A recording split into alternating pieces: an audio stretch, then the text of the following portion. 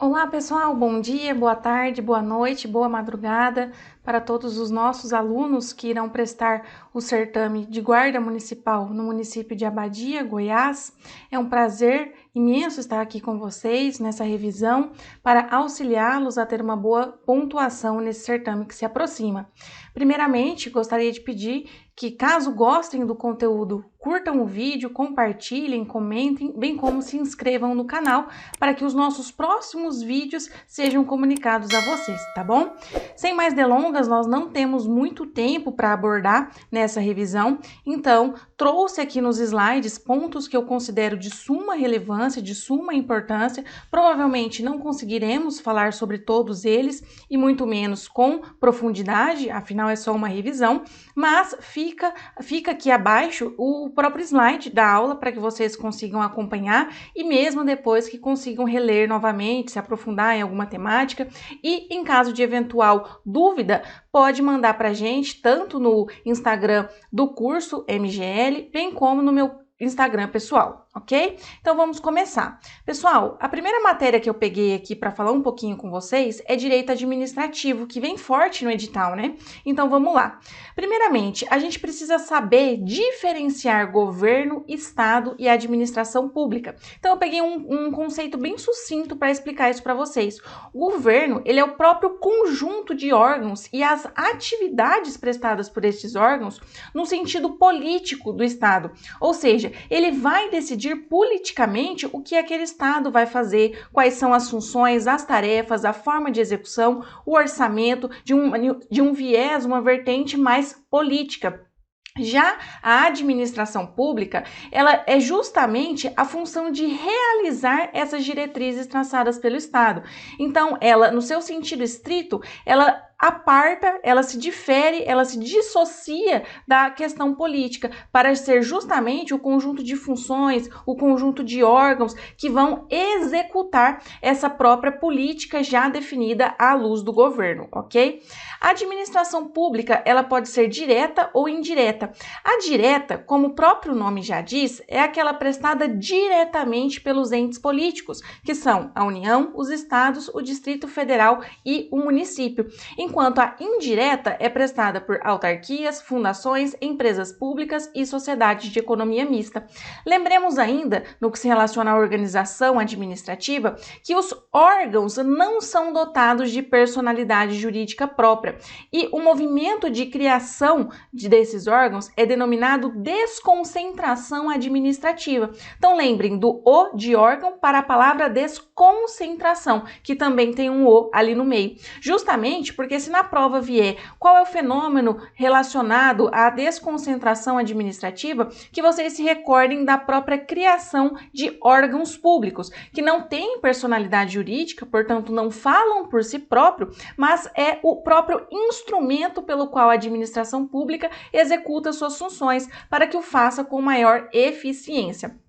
Como eu já disse, na administração pública indireta, que são esses entes listados abaixo, que a gente já conversou com vocês, há uma transferência da administração. Então, os entes políticos não o prestam diretamente, eles transferem para que um outro ente o faça, um ente administrativo, que é justamente fundação, empresa pública, as estatais propriamente ditas e as autarquias. Bom, em relação a essa administração pública indireta executando as funções, surge um outro fenômeno diferente da desconcentração, que é a descentralização administrativa, porque sai do centro, sai da União, estados, DF, municípios, justamente para passar para autarquias, fundações, empresas públicas e sociedades de economia mista. Então, se na prova vier a cobrança de qual fenômeno relacionado à criação de uma entidade administrativa, por exemplo, lembrem que vai criar uma nova entidade, portanto, palavra E de entidade e a mesma letra E está dentro de descentralização administrativa, porque é muito recorrente em prova essa diferenciação entre desconcentração e descentralização. Pessoal, a administração pública ainda se subdivide em sentido subjetivo e sentido objetivo. Como o próprio nome já induz, sentido subjetivo diz respeito aos sujeitos, ou seja, às pessoas jurídicas, aos órgãos e aos agentes públicos que exercem a função administrativa. Ao passo que o sentido objetivo corresponde à própria atividade prestada pela administração pública, que é justamente prestação de serviços públicos, atividades de fomento, poder de polícia, dentre outros. Pessoal, ainda é de suma importância conhecer quais são os princípios que regem a administração pública. E os principais estão expressos no artigo 37 da Constituição Federal e formam o mnemônico denominado LIMP. LIMP, ou seja, composto de legalidade, impessoalidade, moralidade, publicidade e eficiência. Não podem ir para a prova sem conhecer esses princípios, porque é muito recorrente que venha a necessidade do candidato assinalar a questão que menciona todos os princípios expressos na Constituição Federal. Então lembrem-se do LIMP. Também é comum vir questões trazendo vários princípios nas alternativas e perguntando qual deles não consta do rol expresso da Constituição Federal. Portanto, o conhecimento desses 5 é de suma importância. Infelizmente, não vai dar tempo de destrinchar cada um deles, mas fica aí para vocês. Pessoal, um pouquinho sobre poderes administrativos. O que são poderes? Segundo José dos Santos Carvalho Filho, é o conjunto de prerrogativas de direito público que a ordem jurídica confere aos agentes administrativos para o fim de permitir que o Estado alcance seus fins.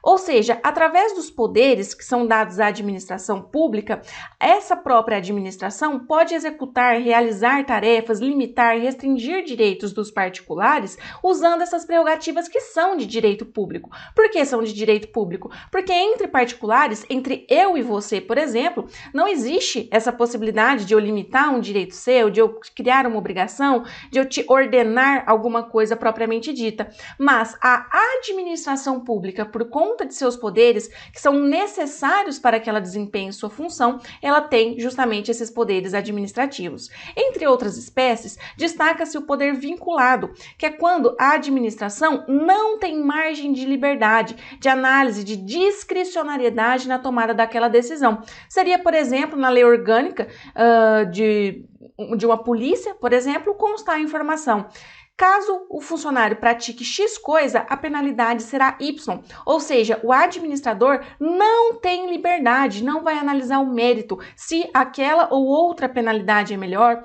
qual é a ordem, qual é o quantum de penalidade aplicada, porque a lei já ordena. Já o poder é discricionário quando o administrador tem essa liberdade. Então, ele pode analisar a conveniência e oportunidade para decidir por qual sanção, qual a medida da sanção aplicada, dentre outras. Então, fiquem com essa diferença muito importante que existe entre poder vinculado e poder discricionário. Além deles, nós temos o poder hierárquico, poder disciplinar, poder regulamentar e poder de polícia, que são poderes propriamente ditos. Em relação a eles, destaquei para vocês o poder de polícia, que é o que mais se aproxima com as funções que vão ser desempenhadas pelos senhores e senhoras. Pessoal, o poder de polícia, ele é justamente o poder que a administração tem de limitar, condicionar, restringir o exercício de um direito, uma liberdade, uma faculdade pelo particular em prol ao interesse público, ok? E destaco para vocês que a Guarda Municipal não tem poder de polícia como regra, a princípio.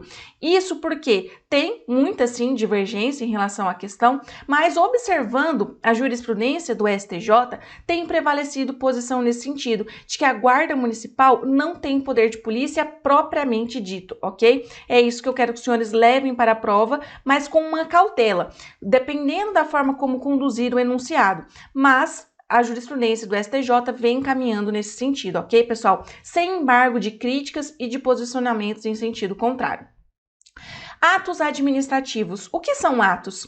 Atos, segundo Maria Silvia Zanella de Pietro, é a declaração do Estado ou de quem o represente que produz efeitos jurídicos imediatos, com observância da lei, sob o regime jurídico de direito público e sujeito ao controle pelo poder público. Lembrar, o que eu acho que pode cair na prova dos senhores, são justamente as 5 espécies de atos que tem um mnemônico denominado NONEP. Lembrem-se do NONEP, pessoal. Atos normativos, ordinatórios, negociais, enunciativos e atos punitivos. Pessoal, o que é a anulação de um ato administrativo? É o desfazimento deste em virtude de sua ilegalidade, ou seja, porque este afronta a própria lei. Já a revogação é a extinção de um ato que é válido, mas ele não é conveniente e oportuno num juízo de discricionariedade. Então, lembrem-se, são conceitos que dialogam entre si, o que a gente já tinha visto de poder vinculado e poder discricionário, ensejando eventual anulação ou revogação de um ato administrativo. Pessoal, avançando para a responsabilidade civil do Estado. O que é ela? É a obrigação legal da Fazenda Pública de ressarcir terceiros pelos danos patrimoniais que lhe foram causados por atos praticados por agentes públicos. Esses atos podem ser comissivos, omissivos, materiais, jurídicos, lícitos ou ilícitos, desde que sejam no desempenho de suas funções ou a pretexto de exercê-las. E lembrando que a responsabilidade civil do Estado é objetiva, ou seja, prescinde, dispensa, não exige a demonstração de dolo ou culpa, bastando que enseje ao particular um dano, uma mácula ao seu patrimônio ou à sua esfera jurídica de liberdade de atuação. Pessoal, em relação à teoria que embasa essa responsabilidade objetiva por parte do Estado, a adotada é a teoria do risco administrativo, porque ela fala que sim, não é necessário demonstrar um dolo ou culpa, uma vontade, uma responsabilidade estrito sensu do Estado frente àquele dano praticado, mas admite a demonstração de causas que excluam essa responsabilidade do Estado, como uma culpa exclusiva de terceiro, uma culpa exclusiva da própria vítima, entre outras, ok? Pessoal, lembrando que no caso de omissão, se a omissão for genérica do Estado, ou seja, o Estado simplesmente não fez aquilo que ordinariamente, que comumente lhe era atribuído, a sua responsabilidade passa a ser subjetiva, ou seja, exige-se a demonstração de dolo ou culpa. Dolo, vontade de praticar, culpa, imprudência, negligência ou imperícia na conduta praticada, que acaba por desdobrar em danos, em máculas ao patrimônio, a esfera jurídica do particular, ok? Então, a gente precisa demonstrar, nesse caso de omissão genérica, dano, nexo de causalidade e a própria existência de vontade de causar aquele dano ou de negligência, imprudência ou imperícia, ok? A gente tem que prestar muita atenção no que se relaciona aos crimes praticados por pessoa foragida do sistema prisional, porque dialoga com a função que os senhores querem desempenhar, que de certa forma, direta ou indireta, está ligada à segurança pública, ao sistema prisional, em uma perspectiva mais ampla. Pessoal, a gente tem que entender que, interpretando o parágrafo 6º do artigo 37 da CF, os tribunais superiores vêm deliberando no sentido de que não se caracteriza a responsabilidade civil objetiva do Estado, lembrando, objetiva sem dolo e culpa, subjetiva com dolo e culpa, façam essa discriminação. Omissão genérica, subjetiva. Em outros casos, responsabilidade objetiva como regra. Em atos propriamente ditos comissivos, ou seja, por ação. Então, pessoal, se não tiver um nexo, fazendo uma interpretação de tudo isso, recapitulando, se não demonstra o nexo causal direto do momento da fuga com a conduta praticada, o Estado não pode ser responsabilizado pelo ato praticado pelo foragido.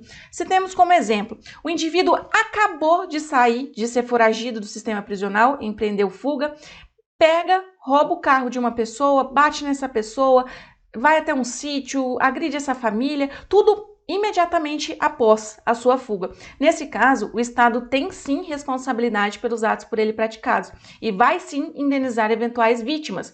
Todavia, se esse cidadão saiu do presídio hoje, fugiu do presídio hoje, e daqui uma semana, 30 dias, ele vai e pratica essas mesmas condutas, rouba um carro, adentra num sítio, bate nas pessoas, aí percebam que já não há mais um nexo, não há mais um vínculo entre a fuga e o ato praticado. E, portanto, o Estado não terá responsabilidade civil como regra, ok? Outra pergunta que pode cair na prova dos senhores: o Estado pode ser responsabilizado pela morte do detento mesmo em caso de suicídio? A resposta é afirmativa, é positiva. Mas também, como a gente observa a teoria do risco administrativo, que os senhores se recordam, lá à luz da teoria objetiva, mas que fala que é possível a exclusão da responsabilidade do Estado em alguns casos, o Estado pode provar alguma causa que eventualmente exclua a sua responsabilidade nesse suicídio. Então, nem sempre que houver um suicídio, haverá responsabilidade do Estado. Se o detento já apresentava de forma precedente, anterior, indícios de que ia suicidar-se e o Estado queda-se inerte, ou seja, nada faz para impedir, sim, ele deve indenizar os familiares, porque esse evento era previsível. Agora, se do nada o preso tá lá de boa, tranquilo, não tá dando nenhum indício, de repente se mata, o Estado não pode ser responsabilizado, ok? Então, tem que fazer essa distinção lá no momento da prova dos senhores. E lembrando ainda que quem prova essa excludente, essa ausência, este afastamento da responsabilidade do Estado é a própria administração pública, ok? Pessoal, vamos falar um pouquinho sobre direito constitucional? Pessoal, a primeira coisa que eu gostaria que os senhores soubessem a respeito de direito constitucional é sobre os órgãos de segurança pública. Eu coloquei aí nos slides para os senhores alguns desses órgãos, que os senhores depois deem uma lida, por gentileza, e eu quero falar um pouco sobre a própria Guarda Municipal. Por quê? Olha como prevê o texto da Constituição Federal. A lei disciplinará a organização e o funcionamento dos órgãos responsáveis pela segurança pública, de maneira a garantir a eficiência de suas atividades. Agora, o mais importante: os municípios poderão constituir guardas municipais destinadas à proteção de seus bens, serviços e instalações conforme dispuser a lei. Então, daqui o que a gente extrai? Que é o município que pode instituir a guarda municipal. Isso tem que ser feito conforme dispuser a lei, portanto, exige-se lei. E qual é a função dessas guardas municipais? Função que amanhã os senhores e senhoras estarão exercendo: a proteção de bens, serviços e instalações do município. BSI, ok? Decorarem isso.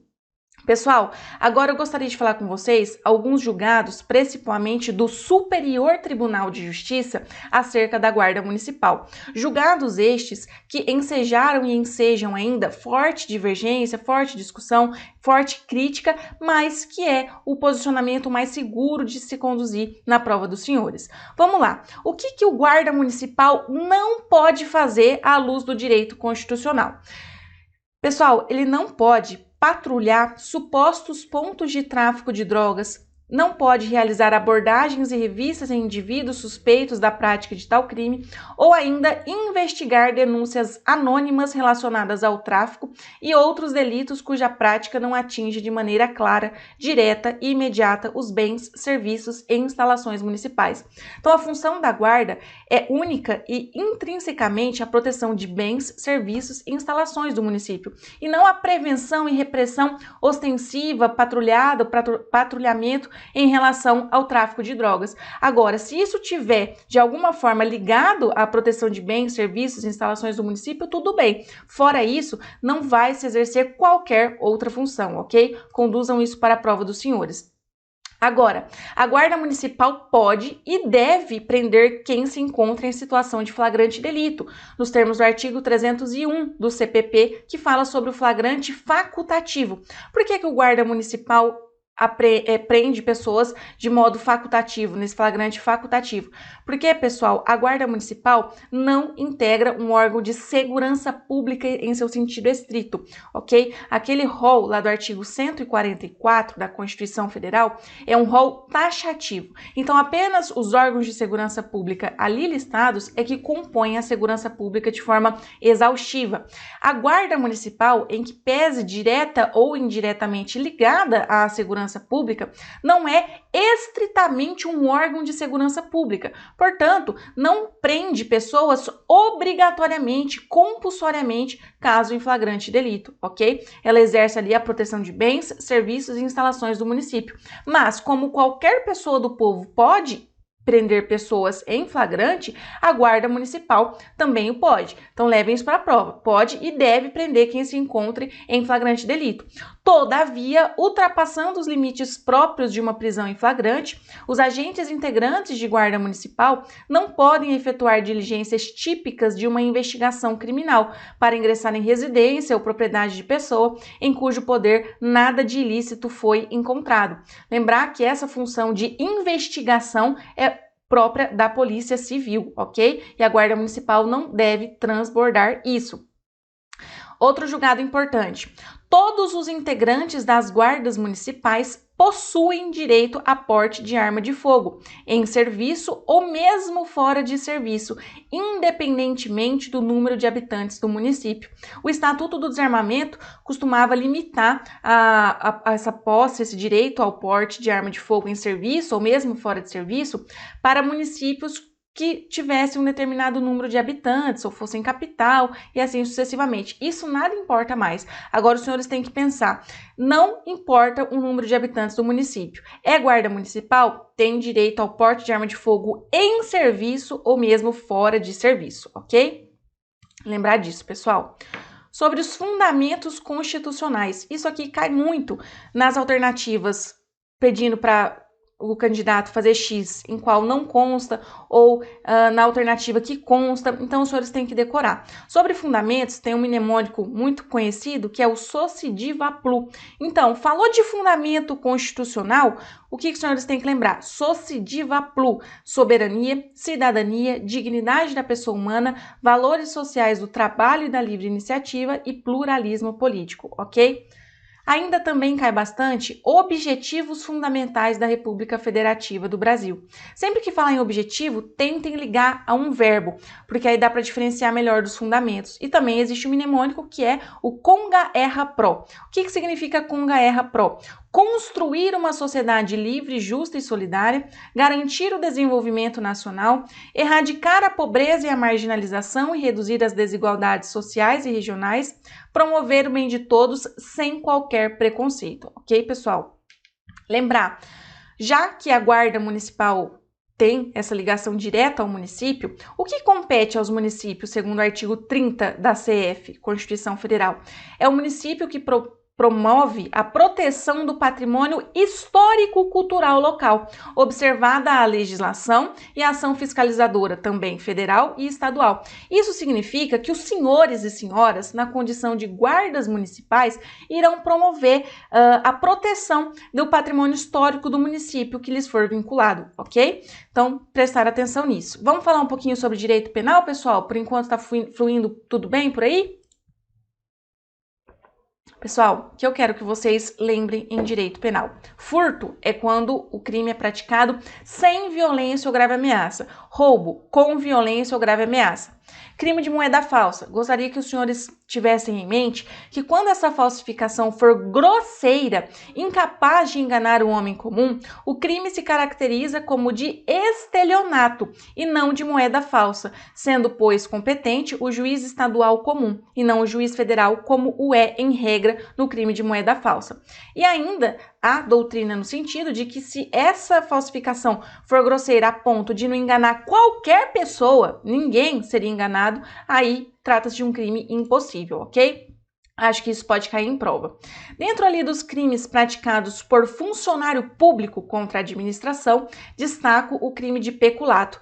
E lembrando ainda, pessoal, que o peculato tem algumas espécies. No artigo 312 caput, que é o seu tipo fundamental, nós temos o peculato apropriação ou desvio, que é apropriar-se o funcionário público de dinheiro, valor ou qualquer outro bem móvel, público ou particular, de quem tenha posse em razão do cargo ou desviá-lo em proveito próprio ou alheio. Então, se eu, na condição de servidora pública, me aproprio de um bloco de notas, de um caderno, de um computador da repartição, o crime que em tese eu vou estar praticando é o crime de peculato, ok? No parágrafo 1º existe o peculato furto. Fala, aplica-se a mesma pena se o funcionário público, embora não tendo a posse do dinheiro, valor ou bem, o subtrai ou concorre para que seja subtraído, em proveito próprio ou alheio, valendo-se da facilidade que lhe proporciona a qualidade de funcionário. Então, eu não tenho a posse daquele determinado bem, mas me valendo da qualidade de funcionária pública, eu vou na repartição ao lado, consigo adentrar e subtrair para mim um computador que é de uma outra instituição, de um outro órgão público, ok? Esses são os crimes de peculato, as espécies do peculato. Existe ainda a figura do peculato culposo, que é quando o funcionário público não tem a intenção de praticar o peculato, mas de forma culposa, ou seja, por imprudência, negligência ou imperícia, ele concorre para o crime praticado por outra pessoa, ok? Lembrem ainda, pessoal, que no caso do peculato culposo, a reparação do dano, então eu não quis, mas por imprudência, negligência ou imperícia, eu concorri para o crime praticado por uma terceira pessoa que não seja funcionária pública.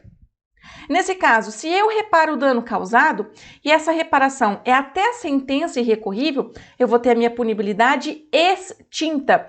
Já se é posterior, ou seja, já tem essa sentença irrecorrível e depois eu vou lá e reparo o dano, eu vou ter a minha pena reduzida em metade, ok? Pessoal, lembrar ainda do peculato mediante erro de outrem, que realiza-se quando o funcionário público também se apropria de dinheiro ou qualquer utilidade, prestem bem atenção nesses termos, porque prova objetiva é letra de lei, em sua grande maioria.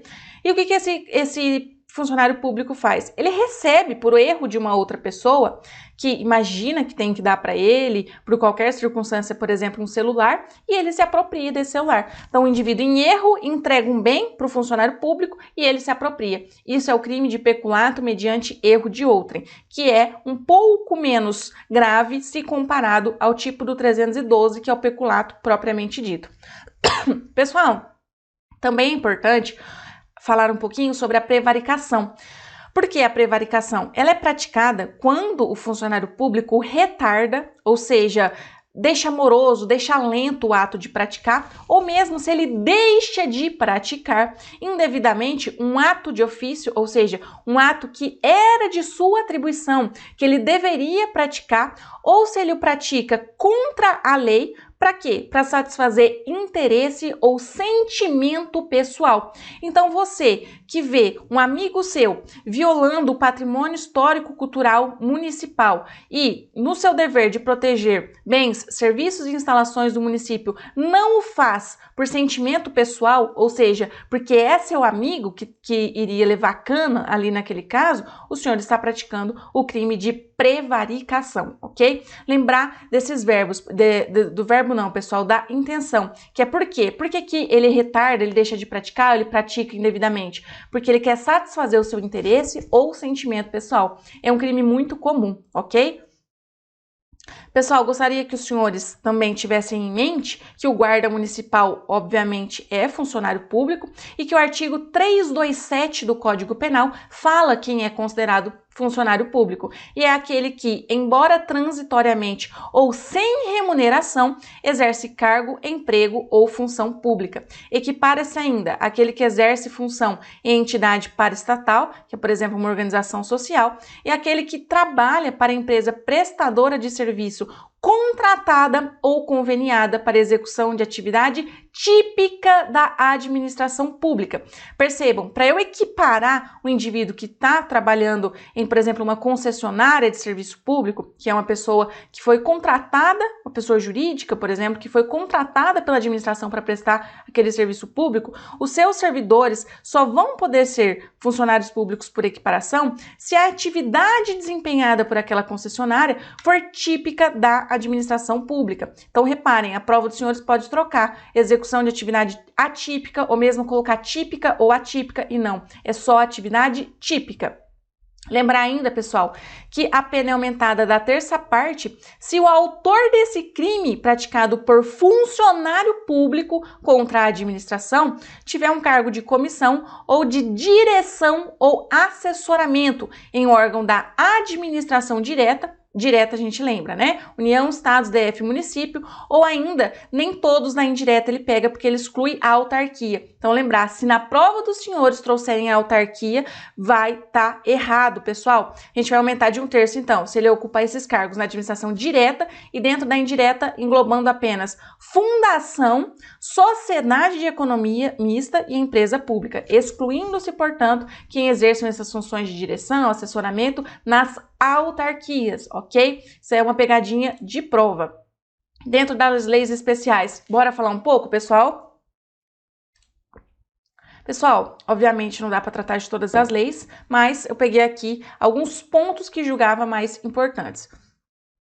Lei Maria da Penha, que eu quero que os senhores saibam, que pessoa transexual que seja considerada mulher, então a trans mulher é protegida pela Lei Maria da Penha, ok?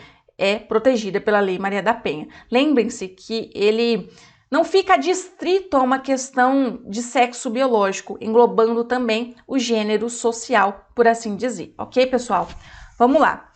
O que é o cerne, o que é o núcleo da Lei Maria da Penha? A gente tem que ver que é violência doméstica e familiar contra a mulher qualquer ação ou omissão. Então, omissão pode sim ensejar a proteção da Lei Maria da Penha, baseada no gênero, que eu acabei de dizer, que lhe cause morte, lesão, sofrimento físico, sexual ou psicológico e dano moral ou patrimonial. No âmbito da unidade doméstica, o que é a unidade doméstica, professora? São as pessoas que moram ali no mesmo domicílio, ok? Pega essa ideia mais direta, assim. No âmbito da família, que é a pessoa que é ou se considera aparentado, ou em qualquer relação íntima de afeto. O que é uma relação íntima de afeto? É aquela em que há uma convivência, independentemente de morar junto, mas há uma convivência considerável, que enseja um laço afetivo, como por exemplo namorados, ok?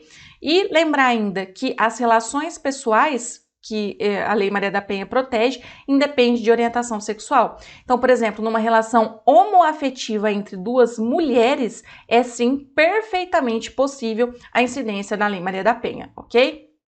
Lembrar ainda que é uma violação dos direitos humanos, qualquer forma de violência doméstica e familiar contra a mulher, e que a lei rotula algumas formas de violência, que é um rol meramente exemplificativo. Isso pode cair na sua prova. O rol de violência previsto na Lei Maria da Penha é taxativo. Essa alternativa vai estar errada, porque pode ter outras formas de violência, além daquelas previstas na lei. Quais são as previstas na lei? Nós temos a violência física, a violência psicológica, a violência sexual, patrimonial e moral, ok?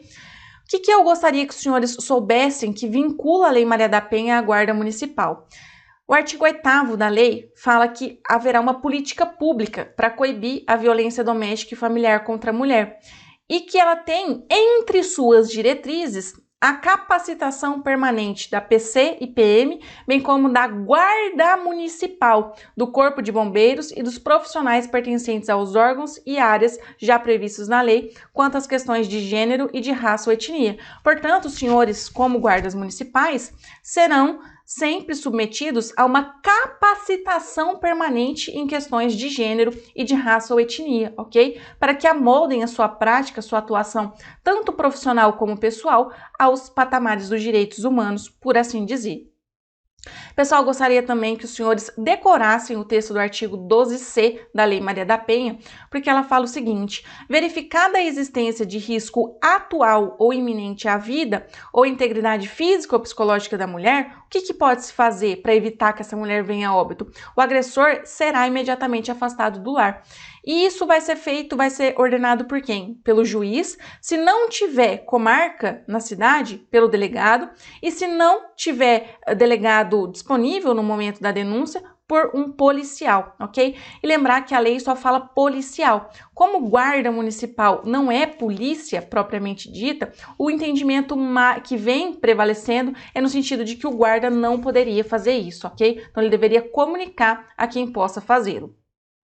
Lembrar que quando for o policial ou o delegado de polícia que determina esse afastamento, ele vai comunicar ao juiz, no máximo em 24 horas, para o juiz verificar o que faz, ok?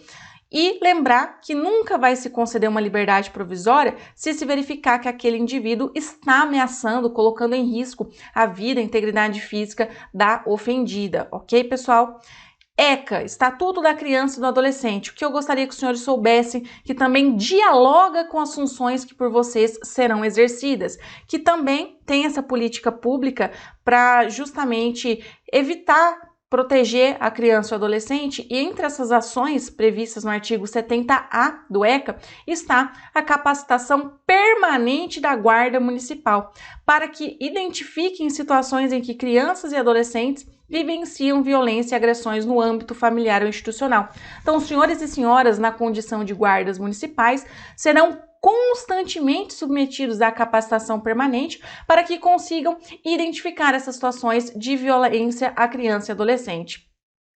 Gostaria que os senhores também levassem para a prova o conhecimento sobre quando é cabível a internação em desfavor de um adolescente. E os senhores têm que ter em mente que, quando se tratar de um ato infracional cometido com violência ou grave ameaça à pessoa, por reiteração no cometimento de outras infrações graves e por descumprimento reiterado e injustificável de outra medida já imposta. E nesse caso, ele não vai poder ser superior a 3 meses, ok, pessoal? Lei de abuso de autoridade. Eu quero que os senhores guardem, é uma aposta minha, o artigo 4º dessa lei, que fala sobre os efeitos da condenação de alguém por abuso de autoridade, já que os senhores e senhoras na condição de guarda municipal são considerados, sim, agentes públicos para fins de incidência da lei de abuso. Quais são essas consequências, professora? Obrigação de indenizar o dano causado pelo crime, que é um efeito automático, ou seja, independentemente de qualquer manifestação do juiz, se foi condenado por abuso de autoridade, vai ter que indenizar o dano causado. Além dessa obrigação de indenizar, existe também a consequência de inabilitação para o exercício de cargo, mandato ou função pública pelo período de 1 a 5 anos, bem como a perda do cargo, do mandato ou da função. Essas duas últimas são condicionadas à ocorrência de reincidência em crime de abuso de autoridade e não são automáticas. O que significa que não são automáticas? O juiz tem que motivar e declarar na sentença. O que é reincidência? O indivíduo já praticou uma vez, foi condenado uma vez por abuso de autoridade, vem e pratica novamente um ato de abuso de autoridade, ok? CTB, Código de Trânsito Brasileiro. Quero que os senhores levem para a prova. A minha aposta é o conhecimento de que o simples fato do condutor do veículo estar embriagado, situação na qual, infelizmente, os senhores e senhoras irão se deparar constantemente, isso não vai gerar uma presunção de que tenha havido dolo eventual, ou seja, de que ele tenha assumido o risco de causar o resultado que ele causou. Ele pode simplesmente ser enquadrado dentro de uma culpa, ainda que consciente, ok, pessoal? Não dá, infelizmente, para destrinchar tudo com vocês, mas estou deixando apostas aí. Direito civil. Eu gostaria que os senhores decorassem o artigo 99 do Código Civil, que fala quais são os bens públicos em uma interpretação literal. São bens públicos os de uso comum do povo, aquele que todos podem usar sem qualquer limitação, sem qualquer autorização, como rios, mares, estradas, ruas e praça. Existem ainda os de uso especial, que é, por exemplo, o gabinete do delegado de polícia, e os dominicais, que constituem o patrimônio das pessoas jurídicas de direito público, como objeto de direito pessoal ou real de cada uma dessas entidades, no sentido de que são bens desafetados a uma função pública. Eles não estão sendo, naquele momento, utilizados para uma função pública propriamente dita, mas compõem o patrimônio do Estado, de Estado em uma perspectiva ampla, ok? Então decorem que existem os de uso comum do povo, os de uso especial, que são aqueles usados pela administração para o desempenho de suas funções, como o gabinete do delegado, e os dominicais. Lembrar que os bens públicos de uso comum do povo e os de uso especiais são inalienáveis, ou seja, não podem ser vendidos, não podem ser onerados. Para que isso aconteça, eles precisam ser desafetados, ou seja, perder a função intrínseca de direito público a qual eles exercem. Lembrar ainda que os dominicais, estes sim, podem ser alienados, óbvio, desde que respeitada a legalidade.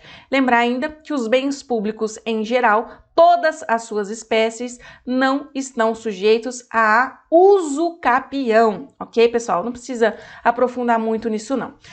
Com isso, eu me despeço dos senhores e senhoras, novamente agradeço a participação, é um prazer inenarrável contribuir, ainda que minimamente, com a preparação dos senhores e senhoras, tenho certeza que a aprovação virá, continuem firmes no propósito, do que precisar, estou à disposição nas redes sociais, assim como o curso, e reitero o pedido de que curtam o vídeo, compartilhem, comentem, ok? Se inscrevam no canal e finalizo com o meu agradecimento e não me apresentei no começo para vocês, mas meu nome é Gabriela Duó.